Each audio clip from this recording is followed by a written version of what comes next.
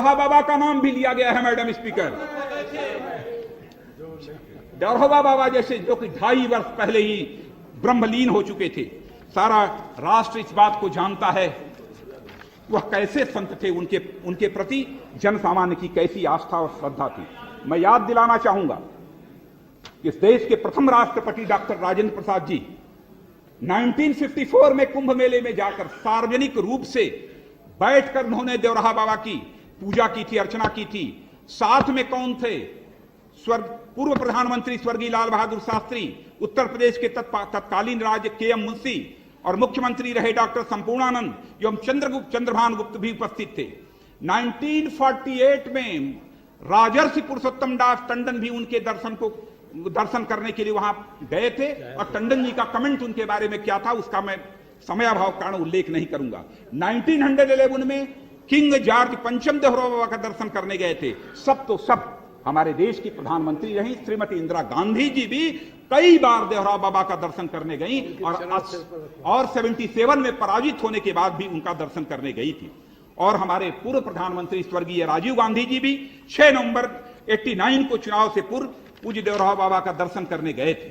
उनके साथ आनंद जी तिवारी और उस समय के गृह मंत्री बूटा सिंह जी भी थे। 40 मिनट तक स्वर्गीय राजीव गांधी जी की देवराहा बाबा से बात हुई थी। मैं सरकार से जानना चाहता हूं कि 40 मिनट तक राजीव गांधी जी की देवराहा बाबा से क्या बात हुई, इसका खुलासा किया जाना चाहिए। समाचार पत्रों में आज भी देवराहा बाबा और स्वर्गीय राजीव गांधी के सारे फोटोग्राफ्स और उस समय की सारी खबरें आज भी पढ़ने को मिल जाएंगी। और मैं यह भी बताना चाहता हूं कि मेरी जो जानकारी है 1989 में जो शिलान्यास हुआ, शिलान्यास के पहले बात करने के लिए स्वर्गीय राजीव गांधी जी देवराहा बाबा से गए थे और उसके बाद उस समय के जो चीफ जस्टिस रंगनाथ मिश्र थे वह अपने 2 सीटिंग जजेस को लेकर वह भी देवराहा बाबा से मिलने के लिए गए थे।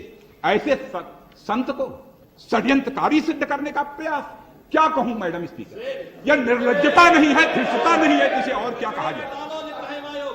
और मैडम इससे बेहद पीड़ा हुई है और पूरा संत समाज इस हिंदुस्तान का आक्रोशित हुआ है देवराहा बाबा के बारे में जो कुछ भी कमेंट किया गया मैडम। यह एक प्रकार का सांप्रदायिक तनाव पैदा करने की कोशिश नहीं है, इसे और क्या कहा जाए, क्या कारण है। मैडम बोलते समय मेरे आंखों में भी आंसू आ जाते हैं। देवराहा बाबा के बारे में जिस प्रकार की टिप्पणी पढ़ने को मिली है, हमारी ही जज्बात और हमारी ही भावनाएं आहत नहीं हुई हैं, करोड़ों लोगों की भावनाएं आहत हुई हैं।